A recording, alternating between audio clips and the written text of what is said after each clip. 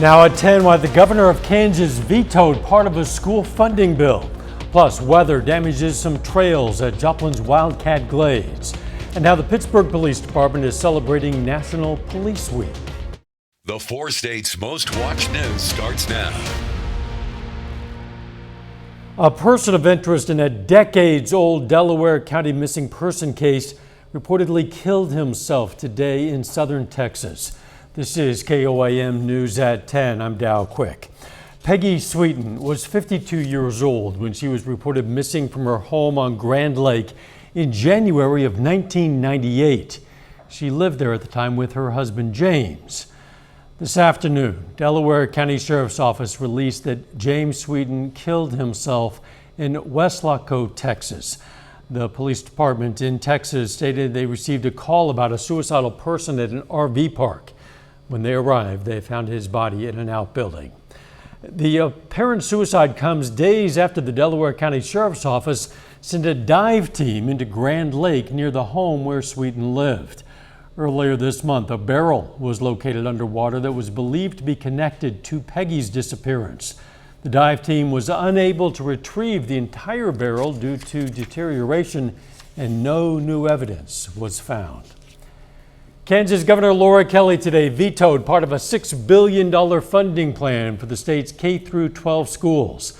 Governor Kelly said she objected to one provision that she says would cut funding for rural public schools that have been dealing with declining enrollment.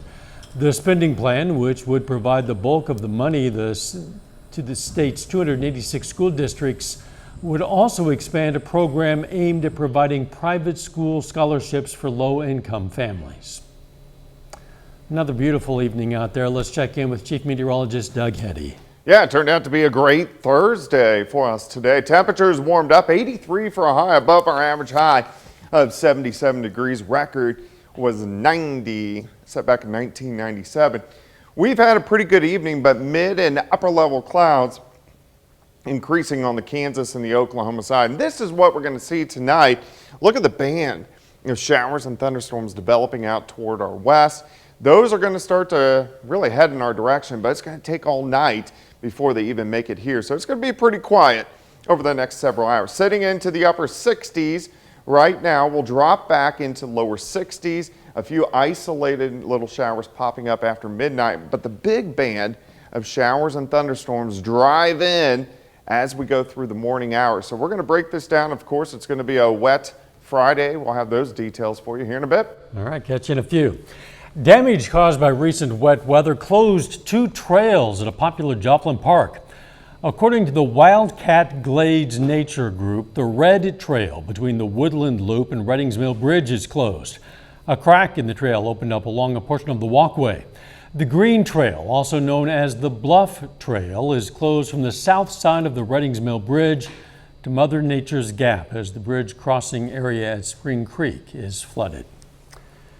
Pittsburgh nonprofit organizations will have an opportunity to receive $10,000. Southeast Kansas 100 People Who Care is hosting a networking event to raise $10,000 on May 25th. The goal is to fill the Frisco Center with 100 people who donate $100 each. That money will go toward making a change in their community. We have 100 people who come together who bring $100 each. And what happens is they will listen to that 5-minute elevator speech, and then that night they are going to vote on one nonprofit, and that nonprofit will go home with $10,000. The communities involved in helping put on this event, catering, drinks, and the event venue were all donated. That means all the money will go toward one lucky nonprofit. The Pittsburgh Area Chamber of Commerce is celebrating the area's progress over the past year. The chamber held its annual banquet today with numerous local business, education, and community leaders. There were awards and a silent auction. It's stressful, and it's stressful leading up to it, but it's totally worth it whenever I see people coming in. They're having a great time, the drinks are flowing, dinner's being served, and then we have a great silent auction items this year, so it's a great time.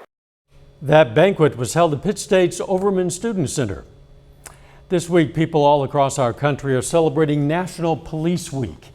KOAM's Yana Hautala looks at the job of two law enforcement officers from the Pittsburgh Police Department.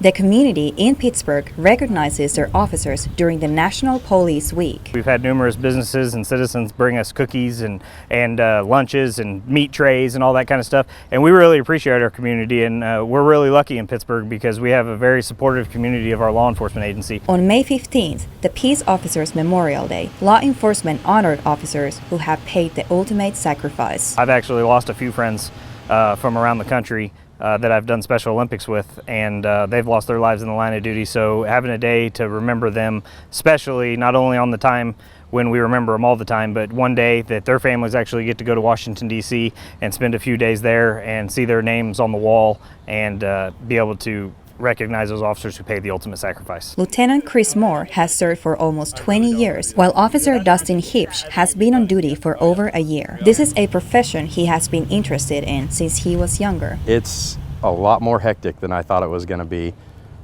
Pittsburgh's a great community, but we are definitely busy, so it can be crazy. Lieutenant Moore says oftentimes officers have to see people at their worst, but also at their best. The Special Olympics, the law enforcement torch run, that's one of the best things I've done in my career, being able to help Special Olympic athletes from around the world. Officer Hipsch advises newcomers to take their time. Trust the people that have taught you here or at your department. You know, they're out there trying to teach you how to do the job properly and keep you safe. In Pittsburgh, Janna Haudala, KOAM News. National Police Week runs through Saturday. Integris Health Hospice Northeast in Miami, Oklahoma today hosted a memorial walk for residents in memory of their loved ones. Each walker held a lighted candle in honor of someone they lost. The event was free. It included refreshments served during the walk. Officials say the walk is a special way to honor Integris patients, and to see people come out to walk means a lot to them. It's a good feeling. We know that they are getting the support that they need. We're here for them. We follow the patient's family for the 13 months after a patient has passed away. Oh, it's just wonderful. It's just a great opportunity to reconnect with them because we journeyed with them through the death of their loved one. People who couldn't walk could still just take a seat and reminisce. That walk was at Rotary Centennial Park. Some area young people reached out to help other kids in need. McDonald County High School students today donated $1,200 to the Children's Miracle Network hospitals at Freeman Health System. The money raised is from a color run the students organized last month on behalf of Nora Beechner. Nora is the 6-year-old daughter of MCHS counselor Joseph Beecher.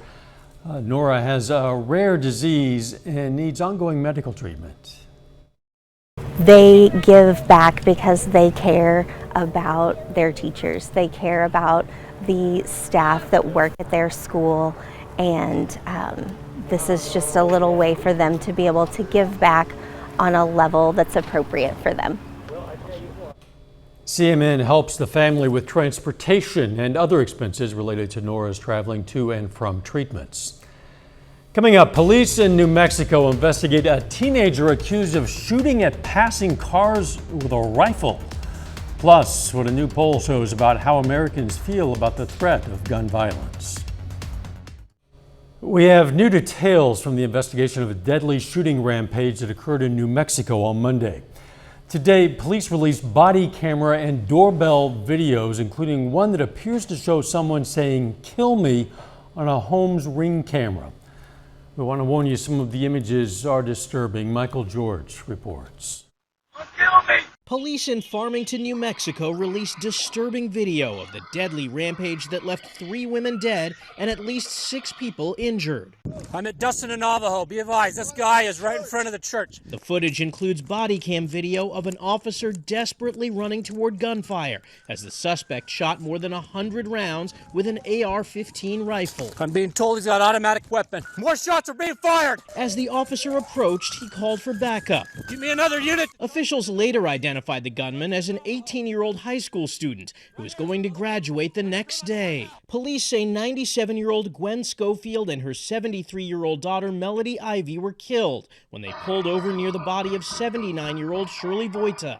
It's our belief, based on what we can see, that they were in the process of pulling over to render aid to the victim that they saw laying in the street. Just three pillars of our community, and it's such a tragedy. A female officer was hit in the pelvis and tried to run for cover as shots flew through the air. From the church parking lot, the shooter appears to fire a volley of gunfire with officers before he was killed. Subject down! According to investigators, the suspect legally purchased one of his weapons after his 18th birthday. Michael George, CBS News. The Farmington police chief says the teen suspect, who wore some type of bulletproof vest, had access to about 10 other weapons inside his family home. Police released portions of the body cam footage from officers who responded to last month's deadly shooting at a medical center in Midtown Atlanta. One woman was killed, 4 women were injured when a man began shooting inside the Northside Medical Center on May 3rd. The body cam shows officers sweeping the building looking for the gunman who ran after opening fire. Police later arrested 24-year-old Dion Patterson. A new poll shows gun violence has surpassed the opioid crisis as the #1 public health concern among Americans surveyed. The latest Axios Ipsos American Health Index was published today. 26% of those surveyed said access to guns is the current greatest threat to U.S. public health. Back in February, that number was 17%. Meanwhile, concern about opioids and fentanyl dropped from 26% in February to 25% in May. A little later, a Pittsburgh high school senior gets a theater and dance scholarship to a Division I college. Plus, thunderstorms increasing for your Friday. Those details are coming up.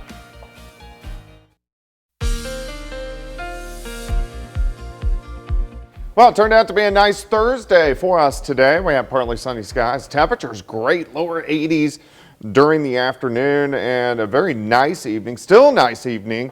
Nice shot, Indigo Sky Casino and Resort just west of Seneca, Missouri. All right, new drought tracker comes out every Thursday. I wanted to see what it looked like after good amounts of rain over the past week or so. Everything is good along and south of I-44, and then the farther west you work, the deeper the drought gets. But we put a little bit of a dent in it, which is always good news. Out there right now, temperature is 66, Stockton 69 at Grand Lake. Pittsburgh is sitting at 66 degrees. Let's move to Joplin, sitting at 68. The winds are pretty much calm. Humidity is at 70% across the region. We do have these mid and upper level clouds increasing on the Kansas and the Oklahoma side.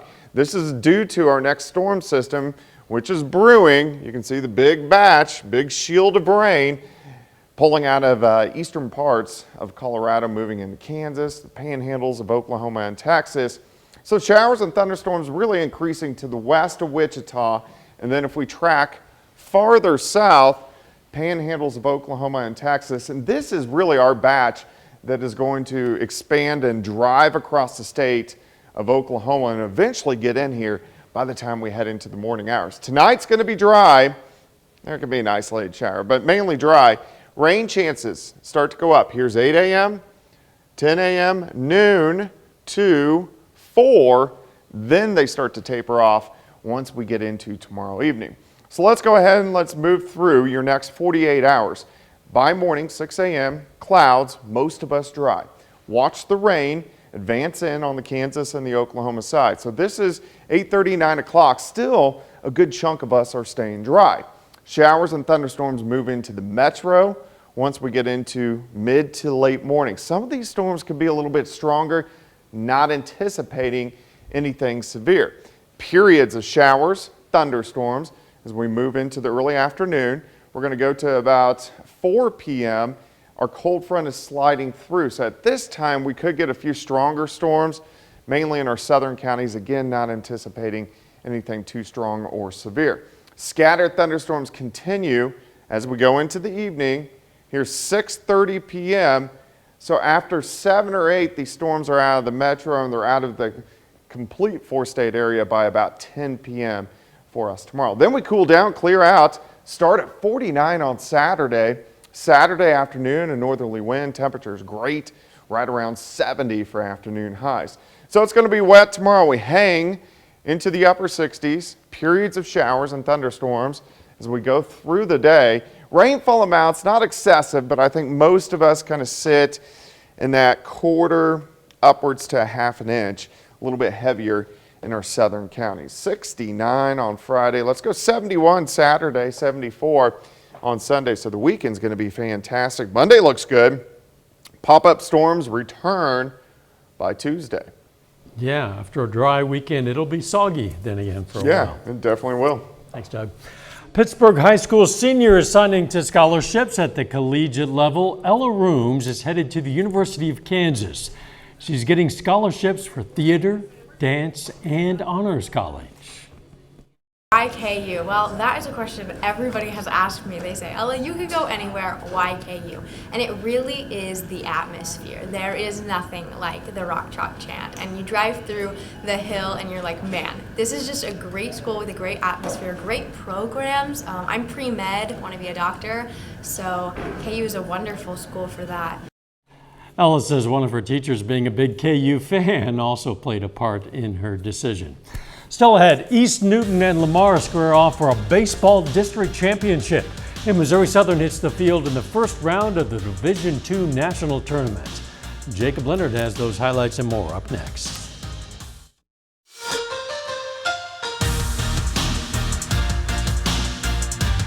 The Missouri Southern baseball team is back in the Division II National Tournament for the first time since 2019. And not only that, but the Lions have earned the number 2 seed in the Central Region. They get to host a regional for the first time since 1992. Southern opens that regional tournament tonight against Arkansas Tech. First inning, Cole Woods sets the tone. Strikeout there. Woods gets 8 strikeouts in 6 2/3. Then the third inning, check it out. Woods gets the strikeout. Chayton Beck behind the plate. Beautiful throw to catch the runner. One of 2 runners he caught stealing in this one. Now, bottom 8, Southern actually down 3-2 here. I want to remember this one as the Chayton Beck game. With one on, he lifts this one high and deep to left. Absolute no doubter for Chayton Beck. The go-ahead 2-run bomb gives Southern a 4-3 lead. Leif Holteen closes it out on the mound in the 9th. Missouri Southern wins a great game to open the regional, 4-3 over Arkansas Tech. I was just looking for a fastball that way I could drive, and I honestly don't even remember what happened after that. Just kind of swung and hoped. Didn't feel it hit the bat, and then as rounding the bases, it's just a cool feeling to have everybody cheering, all the guys standing at the plate. It's just a great feeling to put us up like that and then come out and have Leif pitch in the last inning like he did. Great win for us. Cole Woods was excellent, and of course Chayton had a huge hit in the 8th, but I thought our guys hung in there. You know, we kind of had some opportunities early. We left the bases loaded, I think, twice, and for our guys to stick with it, it's credit to them. Got a lot of high school scores to get to tonight. Class 3 District 11 Championship, East Newton taking on tournament host Lamar. Lamar wins it in a shutout, 3-0. They move on to face Stockton in the Class 3 sectional round next week. Another district championship, Seneca and Monette play for the Class 4 District 11 title. Monette's Marcus Young, a Missouri Southern commit, throws an 8-inning no-hitter. Cubs take that one 1-0. They'll play in the Class 4 sectional round next Tuesday. On the Class 5 District 7 tournament in Warrensburg, McDonald County, the number 1 seed, faces the tournament host Tigers in the semifinals. McDonald County wins that one 1-0. Cross Dowd throws 6 2/3, allowing just 4 hits. They face the winner of this one. Webb City faces Belton on the other side of the bracket. Another great one there. Sean Hunt delivers a walk-off in the bottom of the 8th to give Webb City a 3-2 win. So it'll be Webb City and McDonald County for the district title on Monday. Well, the regional playoffs are complete for high school baseball and softball in Southeast Kansas. On the softball side, 4 local teams have earned regional titles and a spot in the state tournament. In Class 3A, the Columbus Titans are headed to Manhattan for the state tournament. The Titans beat defending state champion Frontenac 2-1 last night on a walk-off single from Gracie Major in extra innings. Columbus is now 21-2 overall heading to state. Also earning regional titles this week, Pittsburgh Purple Dragons, they won a 5A regional title on Tuesday, beating Bonner Springs 7-1. In Class 4A, Fort Scott makes the state bracket after beating Iola 6-4 last night for a regional title. Class 2A, Jayhawk Lynn will represent Southeast Kansas in the state tournament. As for the baseball guys, 5 local teams have earned their spot at state. Columbus Titans are headed back to Manhattan for the 2nd straight season, beating Frontenac 9-5 last night for a 3A regional title. Humboldt will join them in Manhattan in the 3A state tournament. The Class 4A SEK champion Fort Scott punches their ticket to state well as their league rival Chanute. Then in Class 2A, like there was any doubt here, Colgan earns a regional title and is once again headed to the state tournament in Great Bend. Fun time of the year, lots of people winning, lots of people making sure that my days are busy here. And yeah, they're not going to end just yet in baseball season, going on to state. We'll be right back. Some Joplin students got to see some TV magic today. Soaring Heights fifth graders, they got a tour of KOAM. They watched the new newscast, played games, had their faces painted, and then had pizza and cookies. Played outside in our parking lot. It's part of a partnership between local businesses and Joplin schools. The studio was full of students. We're probably close to 60 of them in here during our new news. Totally forgot. They got pizza too. What? I mean, Yeah. kids and adults. Who doesn't love pizza? I got pizza and cookies. Did you really? And luckily. I participated in the face painting. I have a SpongeBob on my arm. Interesting. Yeah. Nice. Yeah, yellow is he. Rain chances tomorrow. Yeah, showers, thunderstorms on and off pretty much all day. So just guarantee it's going to be a wet Friday, but we get rewarded by the weekend. Final sports note. Missouri Southern baseball back in action tomorrow night, 6 p.m. facing Minnesota State Mankato in the second round of the Central Region Tournament. You do have your hands full. You do. Thanks for joining us. Morning show, 5 a.m. Let's make it a great tomorrow.